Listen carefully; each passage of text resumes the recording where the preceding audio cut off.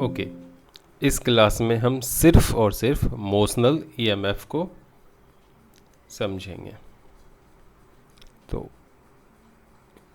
Motional EMF basically आती है electromagnetic induction में।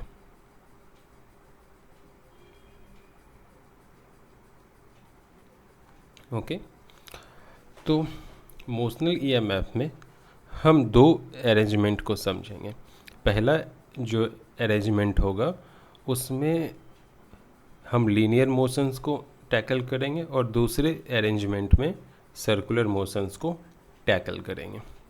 तो फर्स्ट सिनेरियो देखो क्या है, आपको समझना ड्राइंग से ही है। ओके, तो ये जो मैं बना रहा हूँ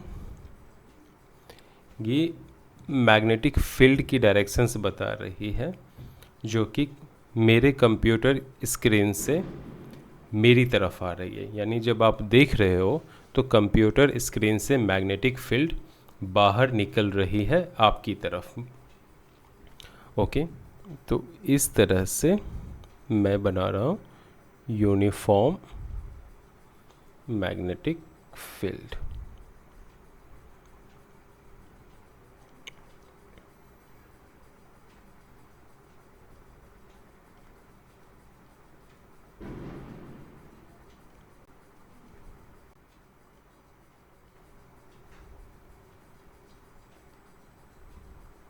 जब भी यूनिफॉर्म मैग्नेटिक फील्ड ड्रॉ करते हैं तो ध्यान में रखनी है कि ये जो लेंथ है और ये जो लेंथ है दोनों सेम होनी चाहिए। ठीक उसी तरह ये लेंथ और ये लेंथ सेम होनी चाहिए। ओके, तो बन गई ही है यूनिफॉर्म मैग्नेटिक फील्ड।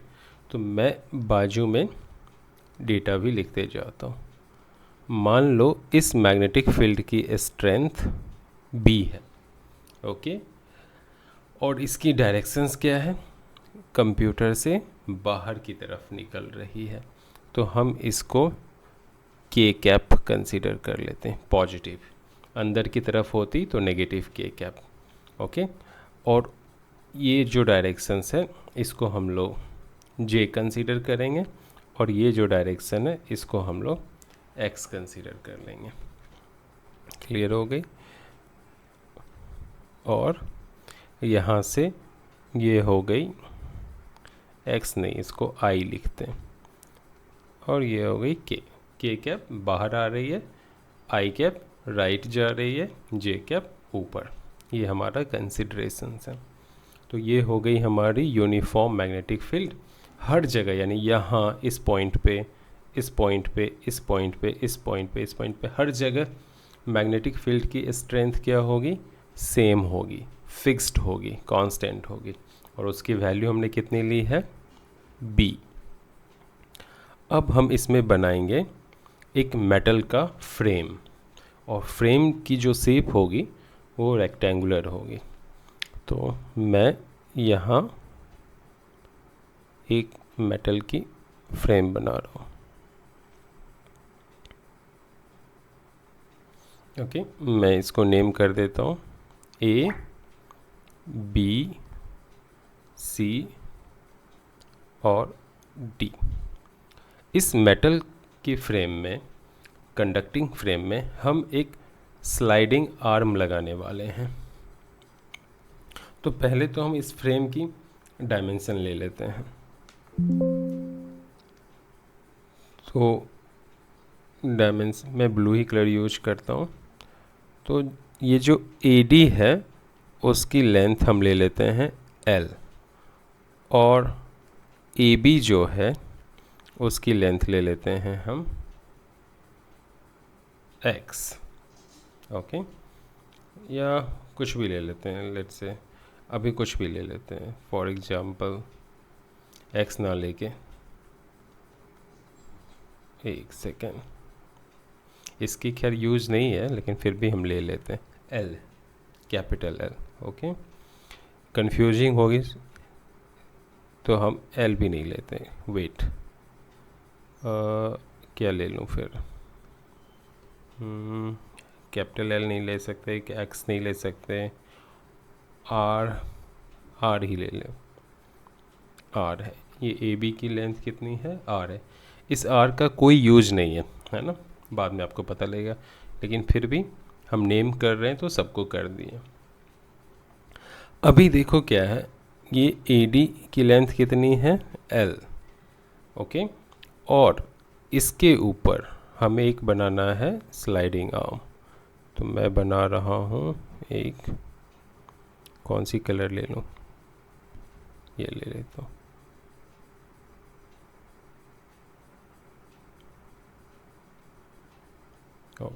और ये हो गई ई और F.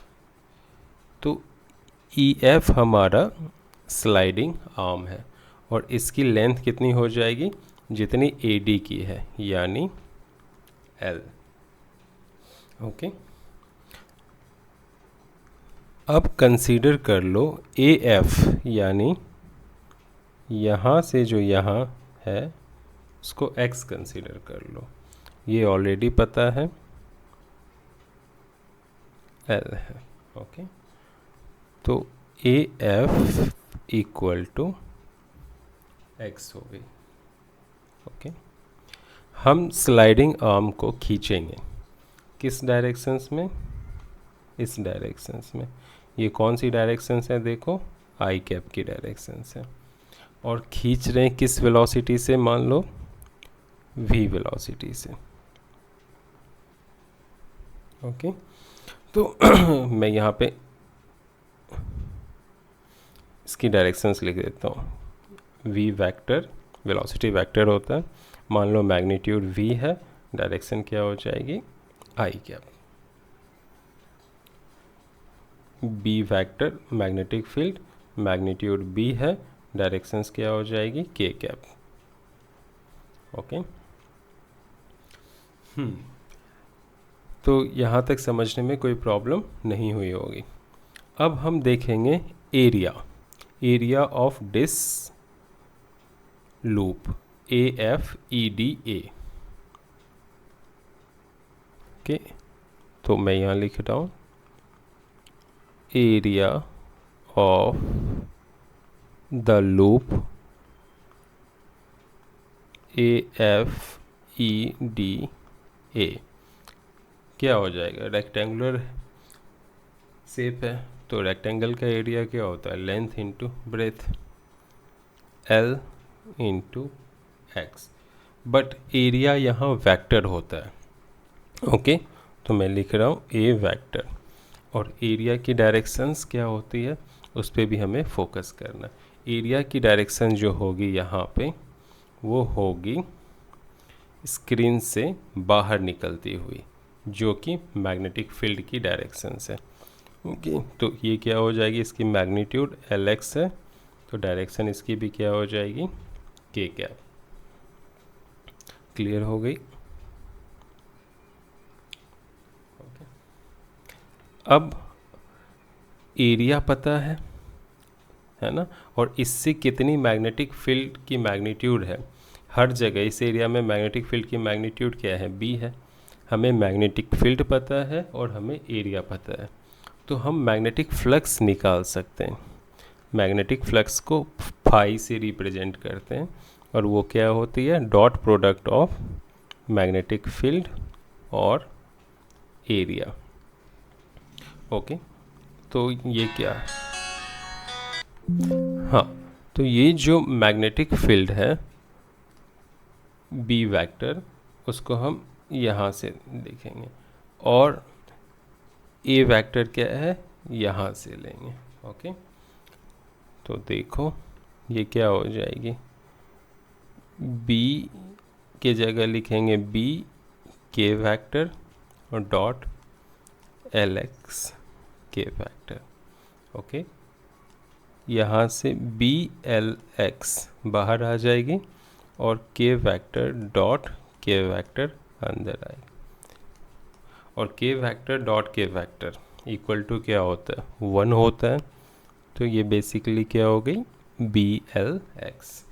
Remember K cap dot K cap equal to 1, I cap dot I cap equal to 1, J cap dot J cap equal to 1, ऐसा। तो मैग्नेटिक फ्लक्स हमारा क्या आ गया, बी एल एक्स। अब मैं इस पार्ट को रब कर रहा हूँ जगह बनाने के लिए।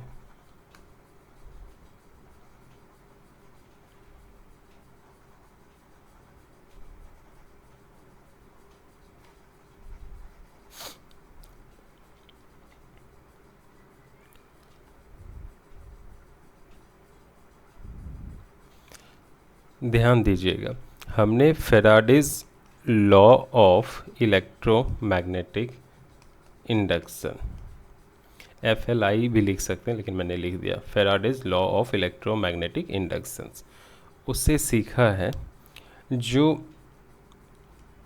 Rate of change of flux है ना, वो किसके बराबर होती है, इंड्यूस EMF के बराबर होती है। ओके, लेकिन हमें सिर्फ मैग्नीट्यूड चाहिए तो हम मॉडुलस में डाल के ई को पॉजिटिव बना देंगे। तो इसी को ऐसे भी लिख सकते हैं क्योंकि हमें सिर्फ मैग्नीट्यूड चाहिए, डायरेक्शन पे हमें फोकस नहीं करना। D phi by D T actual ये होता है, ठीक है। तो ये जो इंड्यूस EMF होगी वो क्या हो जाएगी, rate of change of flux. तो यहाँ डी बाई डी टी लिखेंगे और हमारा फ्लक्स कितना है, बी एल एक्स। देखो मैग्नेटिक फील्ड कांस्टेंट है, बी कांस्टेंट है और ये एल भी फिक्स्ड है। चेंज सिर्फ क्या हो रही है, टाइम के रिस्पेक्ट में एक्स, ये एक्स चेंज हो रही है। तो ये क्या हो जाएगी, ई बी एल बाहर आ जाएगी, D X by D T. और rate of change of distance इसको क्या बोलते हैं, वेलोसिटी। तो इंड्यूस EMF इक्वल टू क्या हो जाएगी, B L V. Okay, correct. तो एक खास बात है, बी की डायरेक्शंस क्या है, बी की डायरेक्शंस है के कैप, है ना। यहाँ एल किधर है, देखो ये है ना। और वी किधर है, ये है। ये लेंथ के, है ना, यानी स्लाइड आर्म की जो लेंथ है उसके परपेंडिकुलर डायरेक्शंस में उसकी वेलोसिटी होगी। तो ये समझ में आ गया होगा मोशनल EMF। अब इसी कंसेप्ट को सीखेंगे दूसरे तरीके से। अब देखो दूसरे तरीके से कैसे होगा। हमारे पास ये जो EF है यहाँ पे दिख रही होगी आपको, ये EF क्या है, मेटल की कंडक्टर की स्लाइडिंग आर्म है। तो इसमें क्या होंगे, बहुत सारे फ्री इलेक्ट्रॉन्स होंगे, ठीक है। इसमें क्या होंगे, बहुत सारे फ्री इलेक्ट्रॉन्स होंगे। और हमें पता है चार्ज इक्वल टू क्या होता है, N into E. Okay, charge equal to क्या होता है, N equal to E. Okay, number of free electrons times charge on a single electron. तो आप समझने के लिए एक ही इलेक्ट्रॉन को कंसीडर कर लो, क्लियर। एक इलेक्ट्रॉन समझो यहाँ पे है, ओके क्लियर। तो एक इलेक्ट्रॉन की चार्ज क्या हो जाएगी, ई हो जाएगी, क्लियर हो गया। और यहाँ मैं नेगेटिव डाल देता हूँ। ध्यान देना, ये जो इलेक्ट्रॉन है ये यूनिफॉर्म मैग्नेटिक फील्ड में है, ओके। और ये जो बार है, आर्म है, ये v वेलोसिटी से ट्रैवल कर रही है राइट वर्ड, ओके। यानी ये इलेक्ट्रॉन भी राइट वर्ड जाएगी v वेलोसिटी से। तो इस आर्म में जितनी भी फ्री इलेक्ट्रॉन्स होगी, मतलब यहाँ भी इलेक्ट्रॉन होगी, यहाँ भी होगी, यहाँ भी होगी, जितनी भी फ्री इलेक्ट्रॉन्स है वो सारी राइट वर्ड जाएगी v वेलोसिटी के साथ, क्लियर। तो जो चार्ज है वो क्या है, मोशंस में है, ओके। और ये सारे इलेक्ट्रॉन मिलके मान लो -q चार्ज बना रहे हैं, क्लियर हो गया। एक इलेक्ट्रॉन कितनी चार्ज बना रही है, E नेगेटिव। और सारे फ्री इलेक्ट्रॉन्स मिलके कितनी चार्ज बना रहे हैं, जो स्लाइड आर्म में है -q चार्ज बना रहे हैं। तो -q चार्ज की वेलोसिटी की डायरेक्शंस क्या है, V vector equal to V I cap. और मैग्नेटिक फील्ड की डायरेक्शंस क्या है, B equal to B vector equal to B K cap. Okay, तो हमने मैग्नेटिक फोर्स पढ़ा हुआ है, वो क्या होती है, उसका formula Q V vector cross B vector, है ना, Q V vector cross B vector. तो यहाँ जो चार्ज क्यू है वो क्या है, नेगेटिव है, तो मैं डाल देता हूँ इसकी जगह माइनस क्यू। अब वी वेक्टर को हम क्या लिख सकते हैं, V I cap cross product, B vector को क्या लिख सकते हैं, बी के कैप। अब माइनस क्यू वी बी बाहर आ गई, यहाँ बच गई आई कैप क्रॉस के कैप। देखो अब यहाँ इम्पॉर्टेंट चीज़ है, ये आई वेक्टर जे वेक्टर सॉरी ये के वेक्टर, के क्रॉस आई होता तो पॉजिटिव जे होता, तो आई क्रॉस के क्या हो जाएगा, नेगेटिव जे। तो यहाँ ये हो जाएगी माइनस क्यू वी बी और नेगेटिव जे, यानी ये माइनस और ये माइनस मिलके प्लस क्यू भी बी और ये हो जाएगी पॉजिटिव जे।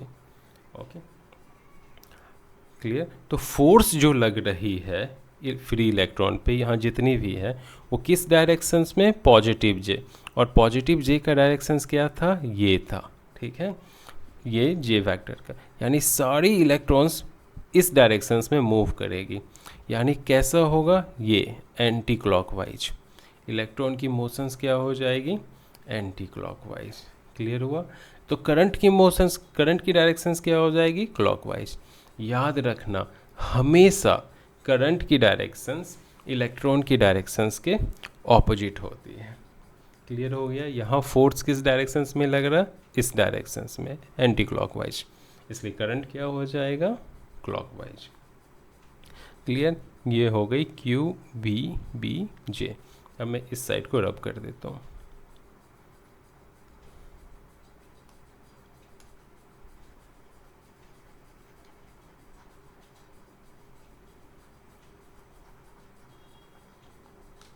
अब यहाँ ध्यान देना, एक सेकेंड, हाँ, तो जो इलेक्ट्रॉन है वो कितनी लेंथ ट्रैवल कर रही है, यहाँ से यहाँ, तो ये जो लेंथ है वो क्या है, एल, इस डायरेक्शंस में, क्योंकि फोर्स सिर्फ इसी डायरेक्शंस में लग रही है, तो इलेक्ट्रॉन कहाँ से कहाँ ट्रैवल करेगी, यहाँ से यहाँ। क्लियर। और ये कितनी लेंथ है, एल। तो यहाँ से यानी एफ से ई आने में वर्क क्या हो जाएगा, वर्क होता है फोर्स डॉट प्रोडक्ट डिस्प्लेसमेंट, तो यहाँ हो जाएगा एफ एस कॉस थीटा। यहाँ फोर्स की डायरेक्शंस ये है और डिस्प्लेसमेंट की भी डायरेक्शन सेम है, तो थीटा क्या हो जाएगी, ज़ीरो, तो इसको लिखने की ज़रूरत नहीं है, सिर्फ एफ एस। एफ कितनी है, क्यू वी बी, एस कितनी है, एल, तो वर्क कितनी हो गई, Q B B L. Okay, अब आते हैं ईएमएफ। ठीक है, ईएमएफ क्या होगा यहाँ पे, induce EMF, work done per unit charge. EMF के लिए फॉर्मूला क्या होता है, work done per unit charge. तो वर्क डन हमारा कितना है, Q B B L, per unit charge कितनी है, क्यू, यानी जो भी चार्ज है, ये क्यू और ये क्यू क्या हो जाएगी, cancel. Work done by charge, total work done by total charge equal to क्या होती है, ईएमएफ। यहाँ ई इंड्यूस ईएमएफ है, तो इंड्यूस ईएमएफ क्या आ गई, बी वी एल, जो कि हमें पहले मिला था सेम। तो इससे हमें क्या सीखने को मिला, इससे हमें सीखने को मिला कि अगर मैग्नेटिक फील्ड चेंज हो रही है, मैग्नेटिक फ्लक्स चेंज हो रही है, तो क्या होगा, ईएमएफ इंड्यूस हो जाएगी एक वायर में। ओके, यानी changing magnetic field electric field generate करता है, या ऐसे भी बोल सकते हो changing magnetic flux induce EMF generate करता है। अब हम देखेंगे अगर मोशंस एंगुलर हो तो क्या होगा। तो ड्राइंग इम्पॉर्टेंट है, तो सबसे पहले हम ड्रॉ करेंगे। तो सेम हम सबसे पहले क्या ड्रॉ कर रहे हैं, यूनिफॉर्म मैग्नेटिक फील्ड।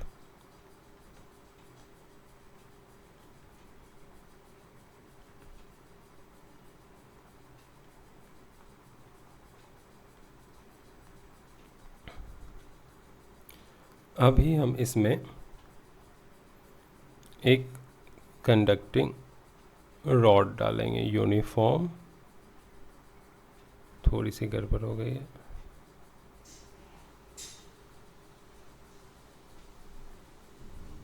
ये यूनिफॉर्म कंडक्टिंग रॉड है और यहाँ पिवोट किया हुआ, ये पाइवोटेड है।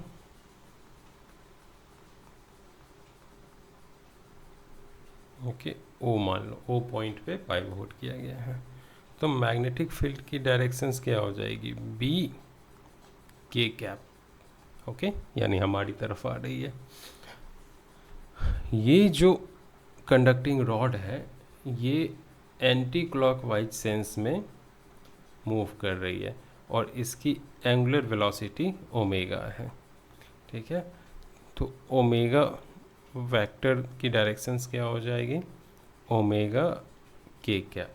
ओके, अगर कोई बॉडी एंटी क्लॉकवाइज डायरेक्शंस में मूव करती है तो उसकी एंगुलर वेलोसिटी की डायरेक्शंस क्या होती है, हमारी तरफ। यहाँ इस केस में हमारी तरफ, क्लॉकवाइज होती तो किधर होती, अंदर, हमसे कंप्यूटर के अंदर जा रही होती।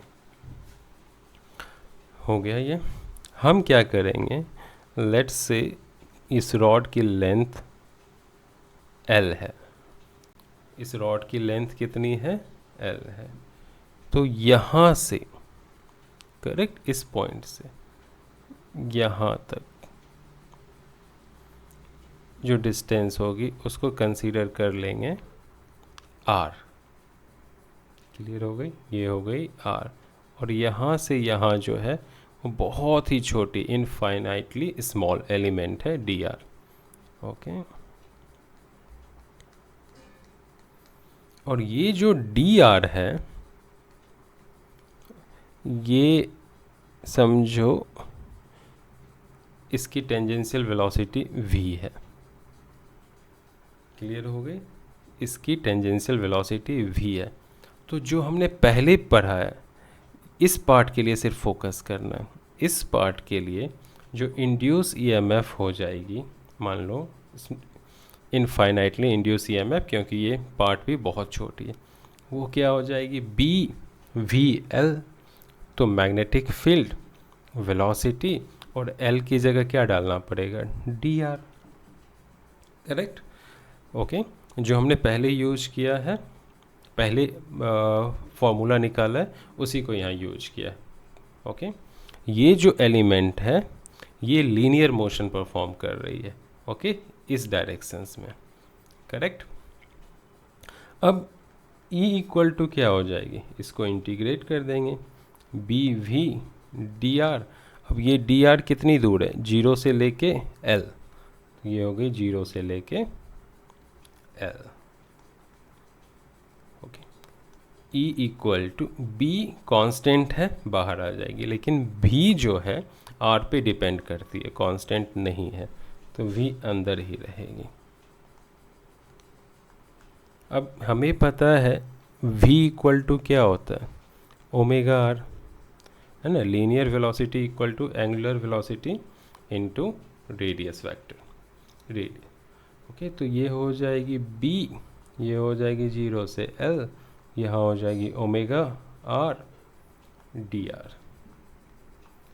तो ये जो इंड्यूस ईएमएफ है वो हो जाएगी B ओमेगा 0 से L R डी आर। इसको यहाँ सॉल्व करते हैं, induce EMF equal to B omega, और ये इसको सॉल्व करेंगे तो आर स्क्वायर बाई 2 0 से L। ओके, तो ये आ जाएगी B omega L square by 2 induce EMF। तो इंड्यूस EMF हो जाएगी half B omega L square.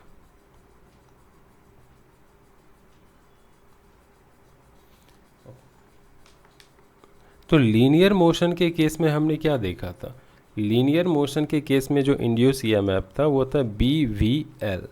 Okay, और एंगुलर मोशन के केस में क्या हो गया? Half B omega L square. यानी लीनियर मोशन के केस में जो इंड्यूस EMF है वो L पर डिपेंड करती थी, लेकिन एंगुलर मोशन के केस में ये L स्क्वायर पे डिपेंड कर रही है।